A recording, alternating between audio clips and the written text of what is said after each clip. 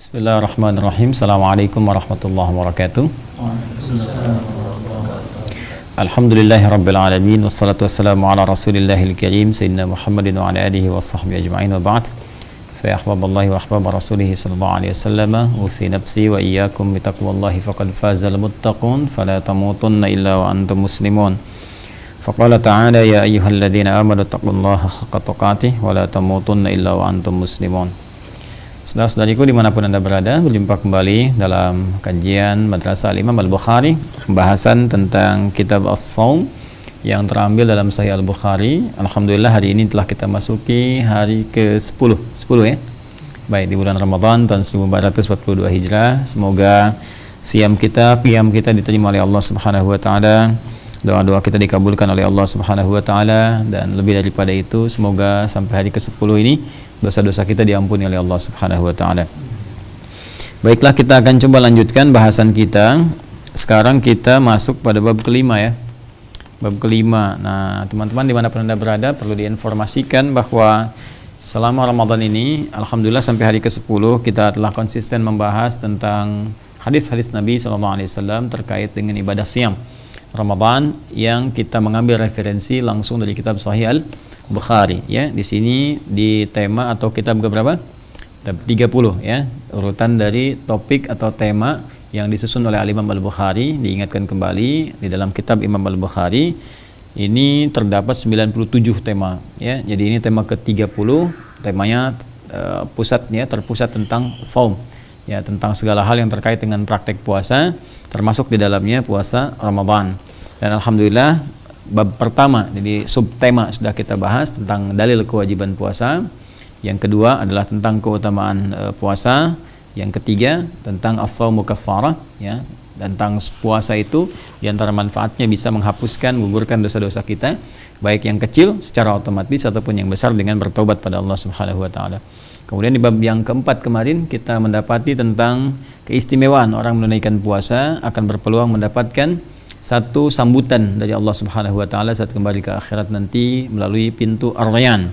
Ya, juga dari pintu-pintu lain jika saat puasa itu dan bahkan di luar puasa dimaksimalkan dengan menunaikan amal-amal yang lain pada umumnya. Kemarin apa saja contohnya? Ya, ada bab apalagi selain pintu Ar-Rayyan? Babus shalah ya, pintu itu yang standar loh. Ya, jadi kalau nggak dipanggil lewat pintu sholat celaka itu. Karena pintu sholat itu yang paling standar amalan kita yang paling utama apa? Sholat itu bukti keimanan, bukti penghambaan kita kepada Allah. Innani anallahu la ilaha illa ana fa'budni wa aqimis salata li dzikri. Di Quran surah ke-20 Toha ayat ke-14. Jadi sholat itu bukti penghambaan kita kepada Allah sekaligus pengakuan dan komitmen kita menuhankan Allah Subhanahu wa taala. Kata Allah, innani anallahu ya, sayalah Allah yang berhak dipertuhankan, berhak disembah. Jadi nama Allah itu bukan sekedar nama. Nama Allah itu punya dua arti utama. Ya, satu yang layak dipertuhankan, ya, yang harus dipertuhankan Allah. Yang kedua, ya, punya komitmen yang layak untuk disembah. Jadi kita menuhankan dan komitmen kita membuktikan menuhankan itu dengan menyembah. Itu nama Allah. Jadi kalau kita menyebut Allah Tuhan saya, berarti hanya Allah Tuhan kita. Dan untuk membuktikan komitmen kita itu kita menyembahnya. Karena itu dua pokok ini langsung dijelaskan oleh ayat Al-Quran supaya kita nggak keliru menafsirkan. Innani anallah, yang pertama untuk pokok ketuhanan, la ilaha illa ana. Jadi kita hanya menuhankan Allah, tidak boleh menuhankan selain Allah. Ya, la ilaha illa ana, bahkan kalimatnya jelas, ana kata Allah, cuma saya yang Tuhan. Ya, jadi kalau aspek ketuhanan itu sifatnya harus personal untuk menunjukkan Tuhan itu tunggal, esa. Ya, dalam bahasa Arab satu esa yang nggak ada dua sama sekali itu ahad namanya. Ya, jadi ada wahid, ada ahad. Kalau ada wahid, itsnin, tsalasa, arba'ah. Jadi kalau kita ingin jadikan wahid, kata wahid satu, kalau wahid itu satu mungkin ada dua, itsnin, tsalasa. Kalau kita ingin jadikan kata wahid menjadi bentuk satu saja, nggak ada dua, apalagi tiga dan sebagainya, ada dua cara. Satu, ganti menjadi ahad. Ya, ganti menjadi apa? Ahad. Makanya nanti turun surah Al-Ikhlas, surah ke-112. Qul huwallahu ahad. Katakanlah hanya Allah itu kan yang punya sifat esa, satu-satunya, nggak ada dua, nggak ada tiga dan sebagainya. Jadi kita nggak ambigu, ya, kita tidak ambigu dalam hal ketuhanan. Apakah satu ada kemudian satu dalam dua, satu dalam tiga, dalam empat dan sebagainya. Jadi nggak membuat bingung. Pokoknya Tuhan kita satu, nggak ada yang lain. Ya hanya siapa? Allah saja. Dan itu tempat bergantung. Nanti dalil turunannya banyak, ya, termasuk nanti yang menerangkan kenapa Tuhan mesti satu. Sekali lagi, hanya Islam yang menawarkan bahkan ya ujian terhadap keyakinannya. Jadi bisa diuji, termasuk sumber keyakinannya di Al-Quran. Menawarkan silahkan diuji, silahkan dites, silahkan dicek. Karena itu Al-Quran pun menawarkan logika, kenapa Tuhan mesti satu, ya, kenapa tidak boleh banyak dan sebagainya, kenapa sifatnya harus begini, kenapa beda dengan makhluk dan seterusnya. Nanti di bahasan tauhid, akidah kita bisa bahas itu. Kemudian yang kedua adalah komitmen kita mengibadahi Allah.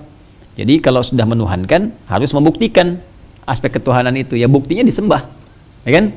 Nah, kan harus ada pembuktian. Anda misalnya bekerja, kan, karyawan di kantor, misalnya kantornya apa? Kantor kuantum misalnya, kan, bekerja di kantor kuantum. Bukti Anda karyawan itu kan masuk kerja, ya kan? Ada pekerjaan, masuk ke sistem. Sama bukti kita menuhankan Allah apa? Karena itu ayatnya melanjutkan, innani anallahu la ilaha illa ana fa'budni. Pakai fa tuh, harfu 'athfin rabitin baina syai'aini bila khudud.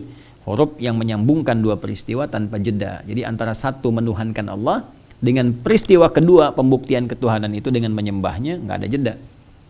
Ya, karena itu kalau ada orang mengaku Tuhan saya Allah, saya agamanya Islam, saya Muslim tapi nggak mau sholat, nah dipertanyakan keimanannya. Karena pembuktian iman itu lewat apa?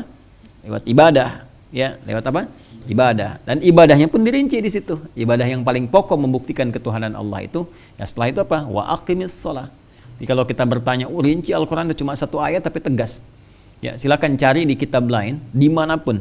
Ya, satu keyakinan misalnya mengatakan saya adalah Tuhan, jadi Tuhannya langsung mengatakan saya adalah Tuhan, sembah saya. Ya, saya berani mengatakan nggak akan ditemukan satupun kecuali di Al-Quran. Karena yang mampu mengatakan begitu fitrah ketuhanan. Jadi kalau nggak ada fitrah ketuhanan, apalagi makhluk manusia nggak akan bisa mengatakan demikian. Ya, hatinya pasti mengingkari, pada ujungnya menolak. Firaun kan pernah pede mengatakan, ana rabbukumul a'la. Tapi setelah akan tenggelam, apa yang dia katakan? Apa yang dia katakan? Al'ana? Bacakan ayatnya.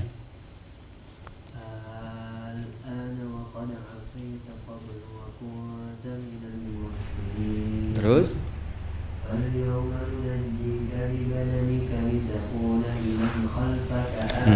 Terus?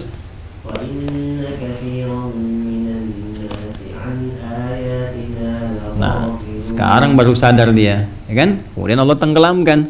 Nah, sebelum ditenggelamkan itu dia mengatakan, saya beriman kepada Tuhannya Musa dan Harun. Apa ayatnya? Apa ayatnya? Ayo, Ihsan, Faiz, Musab. Amantu bi Rabbi Musa. Bacakan ayatnya. Ihsan, bantu bacakan ayatnya. Ayo Faiz, cari ayatnya. Amantu bi Rabbi Musa wa Harun. Bacakan ayatnya. Bi Rabbi Musa wa Harun. Taib. Sekarang kan dia baru mengatakan kan, saya sekarang yakin dengan Tuhannya Musa dan Harun. Sebelumnya dia pede mengatakan apa? Ana rabbukumul a'la. Ya, sebelumnya dia mengatakan saya Tuhan kalian yang paling hebat. Sama persis juga dengan Namrud, dia juga mengatakan saya Tuhan. Cuman itu langsung diselesaikan oleh logika Nabi Ibrahim alaihissalam. Masih ingat ayatnya? Ayo coba tes dulu ayatnya nih. Kalian ngapal apa enggak nih? Ayo, coba. Bukan yang itu, di Al-Baqarah dulu. Bukan, yang itu awal ayatnya. Bacakan. Alam tara. Bismillahirrahmanirrahim. Alam tara ilal ladzi haja Ibrahim rabbuhu bikalimatin fatammahun. Kamu mau kemana? Lompat ke ayat 260. Alam tara ilal ladzi haja Ibrahim fi rabbih an atahu Allahul mulk id qala Ibrahim rabbiyal ladzi yuhyi wa yumiit qala ana uhyi wa umiit. Tadinya pede kan dia mengatakan saya Tuhan. Ya, kata Namrud itu. Ya, apa buktinya? Dia nanya dulu ke Nabi Ibrahim, buktinya Tuhan kamu apa disebut Tuhan? Ya, kata Nabi Ibrahim dijawab, Allah bisa mematikan, bisa menghidupkan. Dia mengatakan, saya juga bisa mematikan, bisa menghidupkan. Jadi dia bawa pedang, suruh ke depan pegawainya, yang satu dimatikan sama dia katakan, tuh saya matikan satu, yang satu saya biarkan hidup. Saya Tuhan kan? Maka Nabi Ibrahim datang dengan logika, lalu mengatakan apa? Qala Ya, ting. Bisyamsi minal masyriqi fa'ti biha minal maghrib. Fabuhital. Fabuhital ladzi kafara. Wallahu la yahdil. Itu perbuatan zalim yang paling tinggi. Syirik itu, apalagi menjadikan dia dirinya Tuhan, itu syirik yang paling tinggi. Inna syirka la zulmun azim. Ya, itu di surat Luqman. Jadi kalau kita kembalikan ke Al-Baqarah tadi, di ayat berapa tadi? 258. Ya. Jadi ada yang mengaku Tuhan pede, tapi dibalas kemudian. Kalau kamu benar-benar Tuhan, Allah menjadikan matahari terbit di timur, tenggelam di barat. Balikin sekarang, terbitnya di barat, tenggelam di timur. Maka dia bungkam, ya, karena nggak punya kekuasaan itu, nggak punya kekuatan. Jadi fitrah kemanusiaan, fitrah makhluk tidak bisa membawa kemudian fitrah khalik di situ, nggak bisa membawa sifat-sifat atau aspek-aspek ketuhanan. Jelas ya? Karena itu hanya dalam Al-Quran ya bisa mengatakan innani anallah, saya adalah Allah. Allah sendiri yang menyampaikan la ilaha illa ana, nggak ada Tuhan kecuali saya, fa'bud, disembah saya. Maka kita nggak akan temukan ini di kitab-kitab lain karena memang nggak ada fitrah ketuhanan di dalamnya. Ya, seperti yang kita yakini. Kalau enggak, tunjukkan aja di kitab mana ada yang mengatakan saya Tuhan, sembah saya. Coba silahkan cek. Ya, hanya di Al-Quran. Ini menunjukkan bahwa Al-Quran adalah firman Allah, bukan rekayasa Nabi Muhammad SAW ataupun manusia-manusia biasa. Jelas ya? Nah, untuk itu penting kita kembalikan penghambaan kita kepada Allah Subhanahu wa taala dengan mengikuti segala petunjuk-petunjuk Allah dan menjalankan segala perintah-perintah dan menjauhi larangannya. Karena itu kita akan lanjutkan di pembahasan ke sekarang ini dengan meneruskan ya, setelah kemarin kita belajar tentang bagaimana memaksimalkan ibadah, menyembah Allah lewat pintu salat sehingga dipanggil lewat pintu salat saat kembali kepada Allah ya. Itu yang tadi luasan bahasan kita ya, kembali ke situ. Jadi kenapa pentingnya kita salat? Salat pembuktian keimanan, salat pembuktian bahwa kita ini hamba Allah, salat pembuktian bahwa Allah Tuhan kita. Karena itu amalan pertama yang dihisab di hari kiamat salat, dan pintu pertama yang harus memanggil adalah pintu apa? Salat. Jadi kalau nggak dipanggil lewat pintu salat bahaya. Ini menandakan imannya bermasalah. Ya, selebihnya tambahan kita cari lagi selain salat. Ya, kalau dipanggil lewat pintu salat sama semua. Ya, Joni, Cepi, Asep, Deden, ya, Udin Golok misalnya, ya, Ucok Pedang, ya, semua sama. Ya, kalau dia beriman, dia misalnya salat, ya bagus imannya, ya tetap dipanggil sama. Jadi saya, kita, Anda sama juga dipanggil lewat pintu salat. Nah, terus yang membedakan amalan kita dengan yang lainnya apa? Makanya di sini ada yang lain. Ya, pintu sedekah, pintu jihad, pintu puasa apa. Jadi minimal kita harus dipanggil lewat dua pintu. Ya, yang kemarin itu yang zaujaini ya, man anfaqa zaujaini. Siapa yang menginfakkan ya atau bisa melakukan dua amalan, tafsir yang ketiga kemarin ya, dua amalan yang istimewa, maka akan dipanggil ya Abdullah hadza khair. Ya Abdullah, hai hamba Allah, inilah yang terbaik. Ya, bagus ini, silahkan ya. Nah, cuma sekarang apa yang mau kita banggakan di hadapan Allah Subhanahu wa taala supaya dipanggil? Minimal dua pintu, maksimal seluruh pintu memanggil kita semua. Jelas?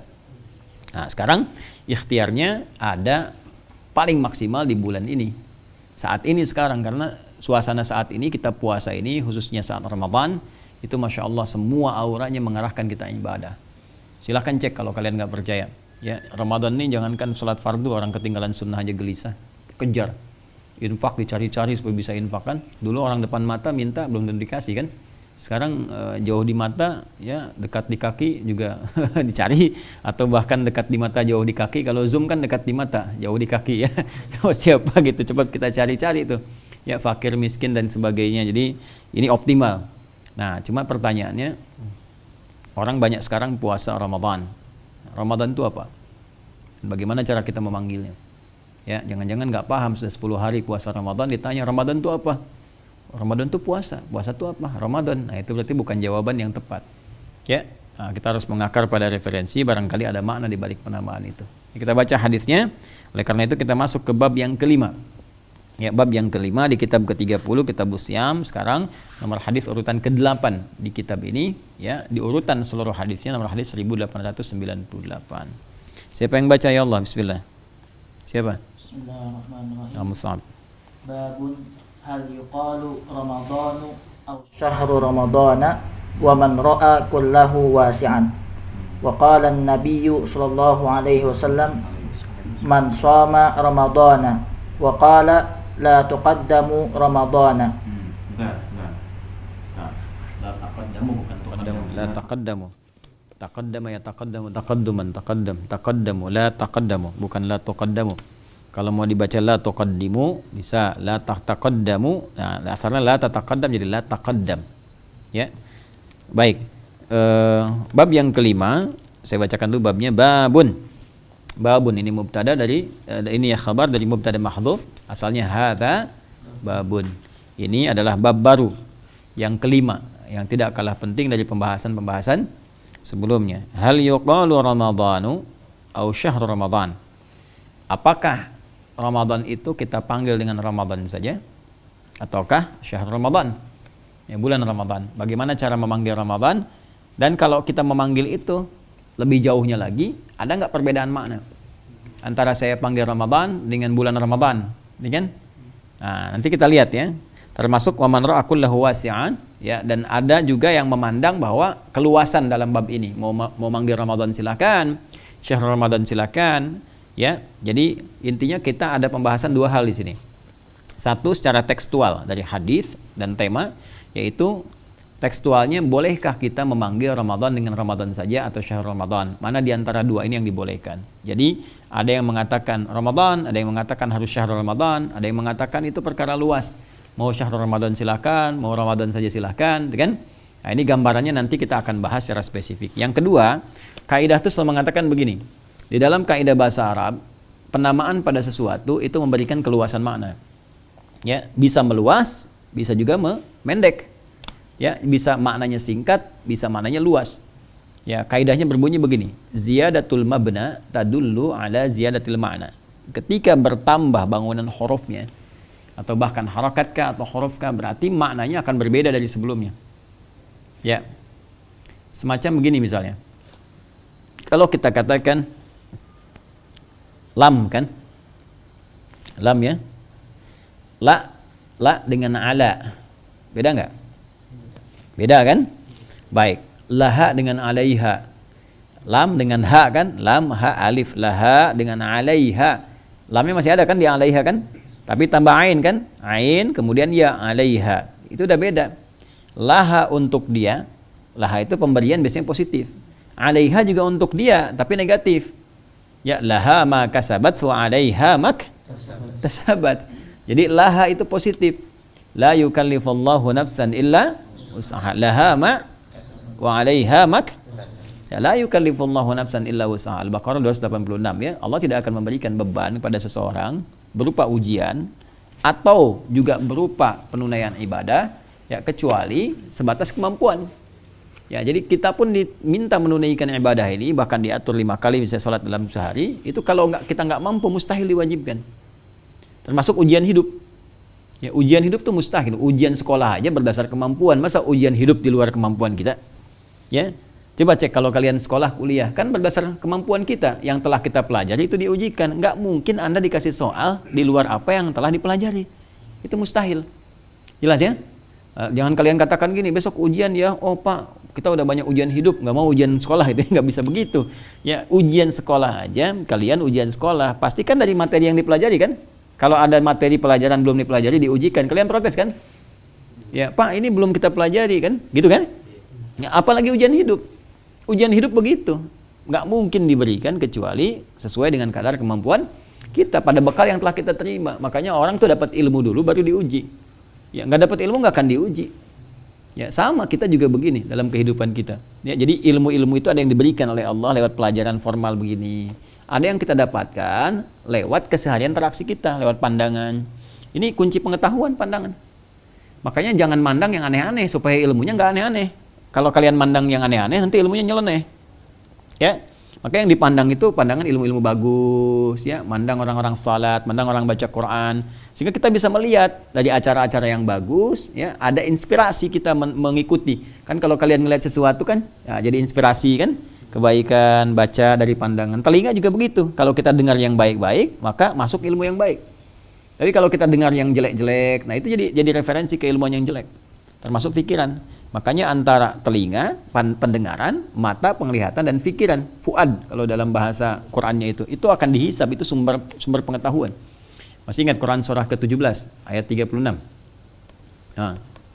Wala taqfu ma laysa laka bihi innas sam'a wal basar wal kullu ulaika kana anhu.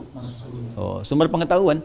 Ya, hati-hati, wala taqfu ma laysa laka bihi ilm. Jangan ikuti semua hal yang tidak ada dasar ilmunya. Kalian kalau diajak-ajak kemana-mana, tanya dulu mau ngapain. mau kemana kita? Udah ikut aja lah, gampang. Nah jangan diikuti, nggak boleh. Kalau kata kaidah Quran, tanya, jangan diajak ke tempat yang nggak bagus. Ya, misalnya kalian lagi olahraga kan, beli beca-becaan gitu kan, terus kalian lagi bawa beca gitu, dikira tukang beca. Ya, ada orang, Pak tolong anterin ya terus kemana? Dia kan tanya dulu, pokoknya Bapak anterin aja. Nah, jangan mau begitu. Ya harus jelas gitu kan, kemana dianterinnya, jangan dibawa ke tempat maksiat, atau dia bawa barang-barang yang nggak bagus dan sebagainya, sehingga melibatkan kita pada keburukan. Ya, atau misalnya kalian mau ke luar negeri nanti berangkat insya Allah, ada orang mau nitip barang ya, tanya dulu isinya apa, itu kan, isinya apa, mau ke siapa, kontakkan di sana siapa dan sebagainya. Banyak kejadian dulu begitu, orang nitip tiba-tiba narkoba itu kan dan sebagainya. Hati-hati tuh pada yang demikian ya. Nah sekarang kembali ke sini, kita balikin lagi. Jadi semua sumber pengetahuan kita dari pandangan, kemudian pendengaran sampai pikiran kita akan dievaluasi, ditanya oleh Allah kalau kita tidak serius mencerna informasi. Baik, di sini Ramadan atau bulan Ramadan, dan apa maknanya kalau kita panggil Ramadan saja dengan syahrul Ramadan, ya, dengan yang lainnya. Wa qala an-nabiy sallallahu alaihi wasallam, dan ini pembahasan ini hadis-hadisnya akan mengacu pada keterangan Nabi sallallahu alaihi wasallam, man shama ramadhana. Ya, nanti ada hadis yang akan kita lihat, nomor hadis 38 nanti dalam pembahasan ini, kitab ini. Man shama ramadhana imanan wa ihtisaban ghufira lahu ma taqaddama min dzambi. Jadi di sini ada kalimat shama Ramadan, kalimatnya Ramadan kan. Juga nanti ada waqala la taqaddamu Ramadan. La taqaddamu Ramadan biyaum aw biyaumain gitu kan. Jangan kalian awalkan nanti Ramadan itu dengan mendahulunya puasa sehari 2 hari. Jadi dulu ada puasa yang nyambung. Ya, puasa wisal. Puasa wisal itu dulu orang nggak tahu ya kalau akhir Sya'ban itu sudah berakhir, tiba-tiba dia puasa dikira masih Sya'ban, ternyata masuk ke Ramadan. Jadi untuk antisipasi orang dulu kalau sudah masuk akhir Sya'ban dia nggak puasa sehari 2 hari ya, di tanggal 28 atau 29 supaya tidak kemudian mendahulukan Ramadan karena tidak tahu Ramadan ternyata telah tiba.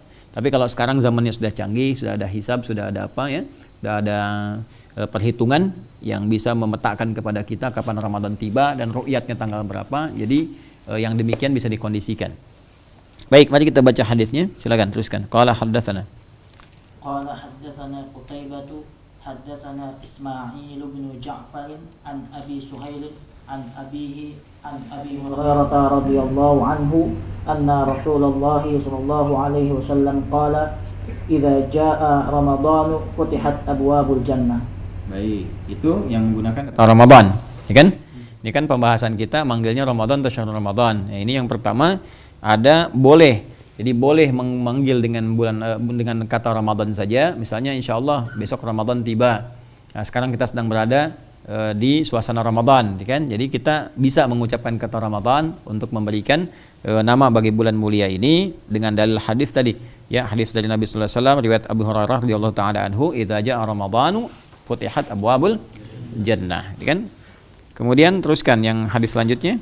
Wa qala haddatsani Yahya bin Bukair haddatsani Laits an Uqail an Ibn Shihab qala haddatsani Ibnu Abi Anas maula Taymiyyin anna abahu haddatsahu annahu sami'a Aba Hurairah radhiyallahu anhu yaqul qala Rasulullah sallallahu alaihi wasallam idza dakhala Ramadhanu futihat idza dakhala syahru Ramadhana futihat abwabus samai wa ghulliqat futihat abwabus samai wa ghulliqat abwabu jahannam wa sulsilatis syayatin.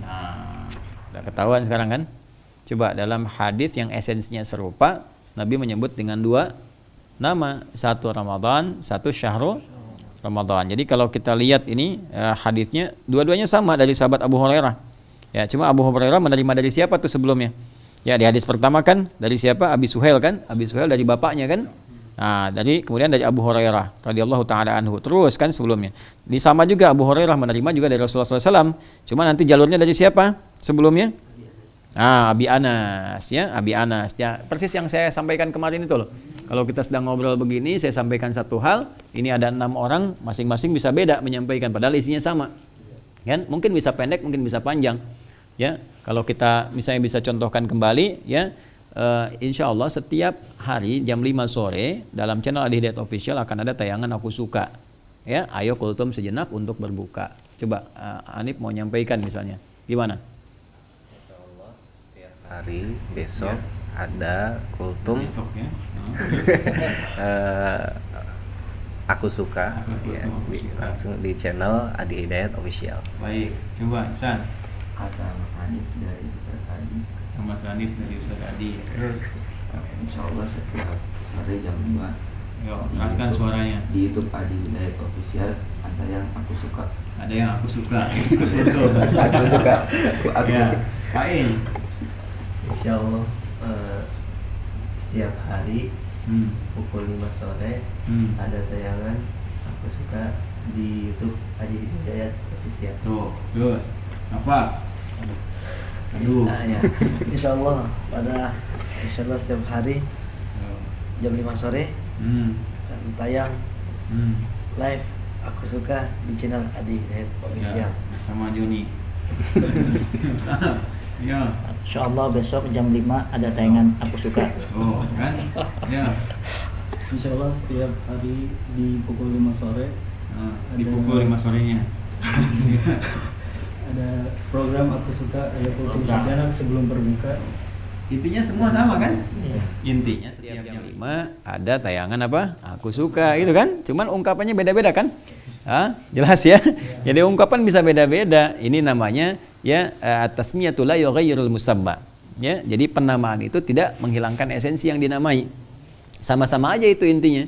Nah, hadis juga begitu. Ya, kadang-kadang diterima dari sipulan jadi nabi ketika menyampaikan, yang enggak hadir belum tentu yang hadir itu satu orang. Ya, mungkin ada 5 orang, 6 orang, 10 orang atau banyak orang, lalu disampaikan lagi. Kan orang-orang setelahnya nyanyi hadis, siapa yang nerima dari nabi? Ya kan? Mungkin dia ketemu si fulan, ada yang ketemu sahabat Abu Hurairah, ada yang ketemu Anas bin Malik dan sebagainya. Semua menerima informasi yang serupa, cuma barangkali redaksi yang disampaikan berbeda-beda. Nah, itulah hadis itu boleh diriwayatkan dengan makna. Ya, itu bedanya dengan Al-Qur'an. Kalau Al-Qur'an lafdhun wa ma'nan. Lafdhun wa ma'nan. Jadi lafaz dan maknanya harus sama. Ya, kalau hadis boleh diriwayatkan dengan apa? Makna. Paham ya? Nah, jadi di sini kita temukan dari Nabi SAW ini ada 2 redaksi, tapi yang satu pendek, yang satu panjang. Mungkin yang satu dengarnya tadi kan, bisa beda-beda. Ini dekat dengan saya begini, kan? Ini bisa lebih pendek lagi kan, dan sebagainya gitu. Ya, tapi macam-macam lah. Intinya serupa. Maka ini pun demikian. Yang pertama mengatakan idza jaa ramadhanu futihat abwabul jannah. Jadi langsung nggak pakai tasdid, futihat abwabul jannah. Kalau sudah tiba Ramadan, dibukalah pintu-pintu surga itu. Maksudnya peluang-peluang kita untuk mendapatkan ya kemuliaan sehingga dipanggil oleh pintu-pintu surga itu dapat. Tadi yang saya sampaikan di awal. Kalau Ramadan sudah tiba itu Masya Allah gitu kan, peluang pintu-pintu surga dibuka. Ini bisa bahasa kiasan, bisa real terbuka. Artinya nunggu amalan kita apa. Ya, karena gaib nggak tampak dalam pandangan kita sekarang. Bisa juga kiasan, artinya apa? Peluang kita mendapatkan panggilan dari pintu-pintu surga di hadis sebelumnya sangat terbuka. Inilah fakihnya Imam Al-Bukhari. Jadi meletakkan hadis ini setelah yang sebelumnya. Dia menerangkan dulu ada pintu sholat, ada pintu sedekah, gitu kan? Ada pintu jihad, pintu macam-macam. Setelah itu Ramadan, pintu-pintu surga itu kebuka. Artinya saat Ramadan banyak peluang amal bisa kita kerjakan supaya mewujudkan panggilan saat kembali kepada Allah dari pintu-pintu tadi. Jelas ya? Nah, itu futihat tuh langsung membuka, kan? Kalau hadis yang kedua itu menyebutkan syahrnya, idza dakhala syahru Ramadan, ya, idza dakhala syahru Ramadan. Jika tiba bulan Ramadan itu, futihat pakai tasydid. Futihat abwabus samai wa ghulqat abwabu jahannam wa sulsilatis syayatin. Ya, maka dibukalah pintu-pintu surga yang di langit itu, pintu-pintu surga. Ya, sama di sini pintu-pintu langit, pintu-pintu surga, ya. Futihat, dibuka pelan-pelan. Ya, 1 2 3 gitu kan. Nah, dibuka pelan-pelan dalam konteks ini artinya apa? Menawarkan kepada kita amalan-amalan sesuai dengan amal kita. Tunaikan terstruktur yang baik gitu kan. Nah, pelan-pelan yang rapi sehingga kita bisa mendapatkan bagian dari rahmat itu. Wa ghulqat abwabu jahannam, dan ditutup kemudian pintu neraka jahanam, pintu-pintu neraka. Ya, kemudian di sini diambil sistem sinekdok pas prototo, sebagian mewakili keseluruhan. Ya, jahanam mewakili neraka. Jahanam itu kan yang paling dahsyat, kan? Jadi jahanam aja ditutup, apalagi yang biasa-biasa. Jadi kalau ada manusia masih berbuat perbuatan buruk, nah itu lebih daripada jahanam. Jahanamnya ditutup, dia buka sendiri gitu kan. Nah, itu yang paling bahaya. Ya, wasulsilatis syayatin, dan setan pun diikat, ya, dibelenggu. Nanti kita lihat maksudnya apa. Nah, kita ambil yang senafas dengan hadisnya dulu. Ya, senafas dengan hadisnya dulu. Hadis ini kan akan berbicara tentang Ramadannya dulu ya. Jadi yang pertama itu redaksinya menggunakan Ramadan. Yang kedua syahrul Ramadan. Dari dua hadis ini artinya ada keluasan bagi kita untuk bisa menyebut Ramadan, mau dengan Ramadan saja boleh, mau dengan bulan Ramadan juga boleh. Ya, nah artinya kebolehan ini juga bisa dipahami dengan luas. Apa maksud luasnya? Segala hal yang terkait dengan kemuliaan atau pemaknaan bulan ini, kalau dimaksudkan yang dimaksud bulan ini, maka boleh menggunakan istilah-istilah yang mengacu kepada makna Ramadan. Ya, misal kita ingin sebutkan bulan Ramadan, ya kita ingin sebutkan misalnya bulan suci Ramadan, kita ingin sebutkan bulan penuh ampunan. Kalau sekarang kita sebutkan bulan penuh ampunan, di kepala orang Islam yang terbayang apa? Ramadan. Ya, kita ingin mencari bulan yang ada Lailatul Qadarnya, bulan apa? Pasti Ramadan. Ya, bulan Rajab nggak ada gitu kan? Al-Muharram nggak ada. Jadi kalau kita ingin memanggil Ramadan, boleh kita memanggil dengan kalimat langsung Ramadan, atau kita memanggil dengan penyebutan yang setidaknya masyhur, ya dikenal, populer, melekat pada sifat Ramadan itu. Nah, kata populer itu, ya teman-teman sekalian, itu masyhur bahasa Arabnya. Masyhur itu kan terambil dari kata syahr. Ya, syahara yashharu. Wa syahirun wa dzaka masyhurun gitu kan. Nah, kenapa bulan disebut syahr? Dalam sebulan kan ada syahr. Ya, coba ada bulan fisiknya, ada bulan waktu. Kalau bulan fisiknya disebut apa? Qamarun. Ya, kalau purnama Badrun. Ya, qamarun. Ya, qamar itu bulan fisikal. Fisiknya, ya, jangan mau kamu dipanggil bulan, ya qamar. Bulan fisik, karena bulan fisik ya belum tentu cahaya indahnya. Jadi kalau qamar, huwallazi ja'ala asy-syamsa diya wal qamara nura. Itu qamar itu benda fisiknya. Tapi kalau cahayanya, cahaya yang sifatnya bulatnya disebut apa? Badrun. Biasanya badar, purnama. Kalau perpindahan-perpindahan cahayanya, pantulannya dari bulan itu sehingga menghasilkan perubahan-perubahan fase yang disebut dengan hilal. Ya, jamaknya disebut ahillah. Jadi dari sabit ke agak banyak, ke tengah-tengah, sampai kemudian ke utuh, ya. Itu semua fasenya disebut dengan ahillah, jamak dari kata hilal. Ya, ada di Quran surah kedua Al-Baqarah ayat 189. Yas'alunaka 'anil ahillah qul hiya mawaqitu lin-nasi wal hajj. Ahillah. Jadi harus tahu itu ya. Nah, kalau disebutkan fisiknya, bendanya apa namanya tadi? Qamar. Kalau purnamanya Badrun. Kalau fasenya hilal. Jamaknya ahillah, ya semua. Nah, itulah kalau kalian mengerti ini, kalian paham kenapa Nabi disebut dengan Badrun. Anta syamsun anta Badrun, ya, disebut juga dengan qamarun dari pantulan sinarnya. Qamarun, kan? Qamarun sidnan Nabi, itu kan ada syair itu ya. Itu syair sebetulnya mengambil dari salah satu pujian, ya, yang dapat royaltinya Mustafa Atif gitu. Padahal itu dari asalnya dari salah satu pujian. Jadi ada salah satu, ya, kalau tidak keliru itu nanti ada Zuhair bin Abi Salma. Ya, jadi dia pernah mencela Nabi di masa keislaman, jadi mencela dan sebagainya, ada pasal penghinaan lah kepada Nabi sehingga diburu. Ya, jadi diperintahkan pada masa itu tangkap buru supaya nggak menyebar jadi fitnah. Ya, makanya kalau ada itu sudah fitrah ya. Jadi kalau ada penghinaan, celaan yang menyebabkan kerusuhan dan sebagainya, provokasi, tangkap, jangan dibiarkan, jangan dilama-lama. Kayak sekarang nih ada Nabi ke-26 tuh yang aku itu ya, tangkap aja udah, jangan dirame-ramein gitu kan. Ya udah, buru langsung. Kalau di luar Interpol gerakan dan sebagainya. Nanti semakin dilama-lama, apalagi digoreng media, jadi rusuh, rame gitu. Makanya kita dukung ya langkah dari Bareskrim, Interpol, coba langsung aja tangkap, kemudian diselesaikan, ditutup. Dan media nggak usah dirame-ramein gitu, udah aja ambil langsung. Jadi semakin diramaikan, semakin terprovokasi nanti orang rame. Nah, kemudian setelah itu dia merasa terancam dan sebagainya, terus dia juga mengetahui bahwa Nabi pemaaf. Ya, Nabi pemaaf ya. Kemudian dia datang kepada Nabi sallallahu alaihi wasallam, menyamar. Kalau ketahuan tuh udah pada tegang aja, Umar tuh udah nyiapkan pedangnya gitu kan. Nah, jadi pada waktu itu begitu dia sudah menatap Nabi, dia mengeluarkan satu pujian kepada Nabi, qasidah. Ya, qasidah Banat Sa'ad. Jadi begitu dia kemudian memuji Nabi sallallahu alaihi wasallam, menyampaikan pujian kepada Rasulullah, dan diluruskan oleh Nabi sallallahu alaihi wasallam beberapa pujiannya supaya enggak berlebihan, itu kan, dan benar. Lalu dihadiahkanlah burdahnya Nabi. Burdah, jadi semacam ada jubah ininya yang kayak jubah luarnya, atau burdah itu bisa juga diartikan seperti sorban atau apa ya, dipakaikan. Maka di situ dikenal dengan qasidah burdah. Ya, qasidah burdah gitu. Itu diantaranya, ya teman-teman sekalian. Jadi kalau tahu kita paham sejarah seperti itu, kita ngerti nanti ini maksudnya kemana gitu. Nah jadi ada lagi yang hitungan hari, waktu. Jadi misalnya sehari, 2 hari, 3 hari, 4 hari, 5 hari, 6 hari, 7 hari disebut apa? Pekan kan? Pekan. 2 pekan, 3 pekan, 4 pekan disebut apa? Bulan. Ya, bulan itu disebut apa bahasa Arabnya? Syahr. Ya, hari yaum, ya. Minggu, pekan, usbu' kan? Minggu, pekan ya. Sepekan itu usbu'. Kalau sebulan? Syahr. Kenapa disebut dengan syahr? Kenapa coba? Karena umumnya dalam bulan itu akan dikenal peristiwa-peristiwa yang populer. Ya, akan dikenal peristiwa-peristiwa populer. Orang kalau pengen tahu peristiwa, kalau enggak menyebutkan bulan, dia menyebutkan tahun. Tahun pun dicari bulannya.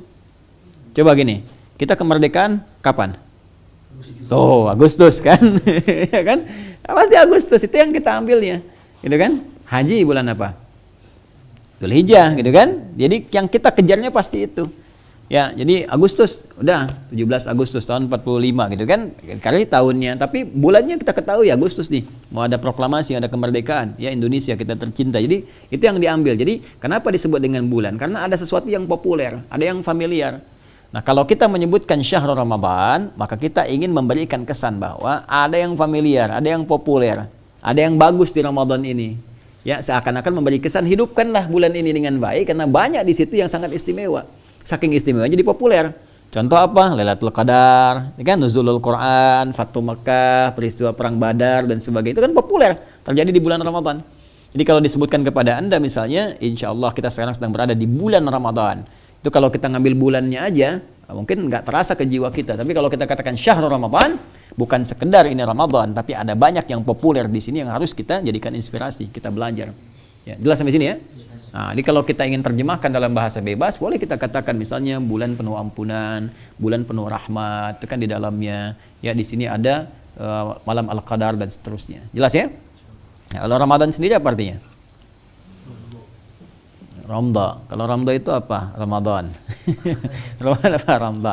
Baik, Ramadan ya akar katanya ya bisa dari kata arwamda atau dari ramadayar madu bisa. Ya, Ramda itu sifatnya Ramadayar madu. Ramada asalnya panas, terik. Ya, panas, terik, membakar, sinar yang membakar. Ya. Kalau kalian ingin jadikan bentuk superlatif, sangat, kan? Dahsyat, banyak, maka tambahkan alif dan nun di ujungnya. Jadi Ramadan yang sinarnya sangat terik, yang begitu membakar. Ghafara mengampuni, ghufran yang banyak ampunannya, ya kan? Apalagi misalnya? Apalagi? Apalagi misalnya? Ghufran tadi sudah, apalagi? Syukran ya, syukran syin kaf ra ya, ra alif syukran, furqan, ya, furqan. Syahr Ramadan alladzi unzila fihil Quran. Quran juga masuk di situ. Ya, dari qira'a yaqra'u Quran wa qira'atan wa Qur'anan. Hudal linasi wa bayyinatin minal huda wal Furqan. Tuh. Jadi setiap ada tambahan alif dan nun berarti bertambah ya, banyak, sangat atau dahsyat. Ramadan kenapa disebut dengan Ramadan? Secara tekstualnya, secara hakikatnya, dulu waktu masa-masa Ramadan itu memang situasi panas, terik, membakar gitu kan, sehingga sebelumnya bulan ke-8 ini disebut Sya'ban yang pernah saya terangkan ya, tasya'ub, jadi masyarakat menyebar mencari air untuk persiapan di bulan ke-9 karena memang panas, saking panasnya ya bisa sumur itu mengering, sulit untuk mencari akses, karena itu mereka mencari sejak bulan ke-8 Sya'ban. Nah kemudian ini dipertahankan di masa Islam untuk memberikan makna kiasan bahwa dengan Ramadan itu ketika masuk kita ke bulan Ramadan, Allah berkenan ya membakar dosa-dosa kita, membakar kesalahan-kesalahan kita, seperti halnya sinar matahari membakar sekeliling yang ada sehingga menjadikan terbakar hangus dan hilang seketika. Ya, itu yang dimaksudkan man shoma ramadhana imanan wah saban ghufira lahu ma taqaddama min dhanbi. Siapa yang menunaikan puasa Ramadan dengan serius, tulus, sungguh-sungguh, kemudian dia berevaluasi diri, maka Allah berkenan mengampuni dosa-dosa yang pernah ia lakukan, dibakar dosa-dosanya seperti sinar mentari yang sangat terik membakar sesuatu sampai hangus tak bersisa. Jelas sampai sini? Makanya kalau disebutkan Ramadan, orang yang beriman itu langsung berharap penuh kebaikan. Ya, apalagi syahrul Ramadan, banyak keistimewaannya selain membakar dosa, menghilangkan kesalahan, banyak hal yang bisa didapatkan. Makanya orang-orang beriman kalau disebutkan Ramadan itu hatinya langsung tersentuh, jiwanya gitu terpacu untuk memohon ampunan kepada Allah Subhanahu wa taala, ya, memohon kebaikan-kebaikan, banyak kemudian mendekat kepada Allah di sepertiga malam, ya, saat malamnya, saat siang evaluasi. Jadi sebetulnya penyebutan nama itu bukan sekedar nama. Ya, jadi di dalam Islam itu punya makna. Seperti waktu sholat itu ada artinya. Subuh, kenapa disebut subuh? Kenapa ada dua nama subuh dan fajar? Zuhur, itu ada artinya. Ya, asar, maghrib, isya, ada maknanya. Harus tahu kita, harus tahu. Ya, semua punya makna dalam Islam. Gak ada yang gak punya makna, termasuk Ramadan. Jadi kalau disebutkan Ramadan, ya bulan apa nih Ramadan? Jangan asal aja Ramadan lewat aja. Nah, itu tandanya kita hanya di lisan saja. Gak sampai ke hati, gak sampai ke jiwa. Kalau sampai ke jiwa kita mengerti Ramadan, ya Allah, ada peluang diampuni dosa, berarti harus banyak istighfar, menjaga diri dari keburukan-keburukan. Syahrul Ramadan, oh berarti harus banyak mencari-cari keutamaan-keutamaan. Yang populer apa? Nanti persiapan cari malam Al-Qadar, kan? Cari rahmat Allah, malam-malam lewat tarawih misalnya, cari ampunan. Allahumma innaka afuwun tuhibbul afwa. Itu banyak, ya. Itu bisa kita dapatkan. Nah, ini kurang lebih pemaknaan yang bisa kita ambil dari sini. Ya, jadi penting belajar itu dengan dalam sehingga bisa tidak hanya kita mengambil detailnya saja tekstual. Jadi kalau untuk panggilan, boleh panggil Ramadan? Boleh. Bulan Ramadan? Bulan suci Ramadan? Boleh. Bulan penuh berkah? Bulan penuh ampunan? Boleh. Pokoknya semua yang baik-baik yang mengkhususkan cirinya masuk ke Ramadan boleh kita panggil demikian. Jangan misalnya ini adalah bulan suci agung penuh berkah, bid'ah, nggak bisa, ya. Jadi kita harus ambil teksnya, ya, ada datanya, kemudian ada informasinya, dan lebih daripada itu pemahaman kita untuk mengimplementasikan makna tadi dalam kehidupan. Jelas? Paham tidak? Baik, ya. Kalau sudah paham, ada yang ditanyakan? Alhamdulillah. Diam berarti diam tanda setuju, paham. Ya, kalau di kaidah usul fikih itu as-sukutu alamatu nah, itu bahasa Slovakia, ya. As-sukutu bahasa Arab, sukut diam itu alamatu tandanya setuju, ya. Jadi makanya kalau nanti kalian melamar, nanti menikah, ya, melamar misalnya, nah itu harus dipastikan dijawab. Ya, tapi kalau nggak dijawab juga kalian bahagia, katanya setuju, ya.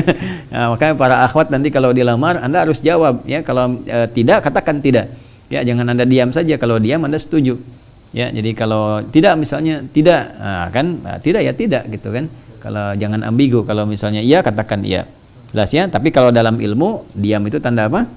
Setuju gitu. Kalau sama paham juga demikian. Kalau tidak paham, ya, bertanya, ya. Kalau paham, ya sudah katakan paham. Baik, ya, jelas, ya. Baik, paham? Paham. Ada pertanyaan? Tidak, jangan diam, ya. Baik, alhamdulillah. Kita cukupkan sampai di sini. Semoga Allah meridhai kita semua. Semoga di bulan ini kita digiatkan oleh Allah untuk mencari keberkahan, kemuliaan, tambahan pahala, dan juga disempurnakan kekurangan-kekurangan kita, insyaallah. Pemirsa dimanapun Anda berada, kiranya itu yang bisa kita bahas di kesempatan siang hari ini. Semoga Allah berkahi kita semua. Mohon maaf bila ada hal-hal yang kurang berkenan, hal-hal yang barangkali tidak tepat, mohon dimaafkan. Semoga Allah menyempurnakan segala kekurangan kita semua, dan semoga segala kebaikan yang bersumber dari Allah Subhanahu wa taala bisa kita terima dengan baik dan kita amalkan dalam kehidupan. Allahumma taqabbal minna innaka antas sami'ul alim wa tub 'alaina innaka antat tawwabur rahim. Allahumma ya Allah wafiqna bima ta'allamna bih, wafiqna ya Allah linafhama ma ta'allamna bih, wafiqna lin'amala ma fahimna bima ta'allamna bih. Allahumma rabbana atina fid dunya hasanah wa fil akhirati hasanah wa qina adzabannar. Bifadlika subhana rabbika rabbil izzati amma yasifun wa salamun alal mursalin wa akhiru da'wana alhamdulillahi rabbil alamin. Demikian saudara-saudariku dimanapun Anda berada, berjumpa insyaallah di sore hari tepat pukul 5 dengan izin Allah Subhanahu wa taala di episode Aku Suka yang ke-10. Ayo kultum sejenak untuk berbuka. Ada rahasia di balik takbir yang kita tunaikan dalam salat, insyaallah. Adi Hidayat bersama teman-teman dari Pukau, program utama Kadar Ulama. Subhanakallahumma bihamdika nasyhadu an la ilaha illa anta astaghfiruka wa atubu ilaik. Assalamualaikum warahmatullahi wabarakatuh. Waalaikumsalam. Alhamdulillahirabbil alamin.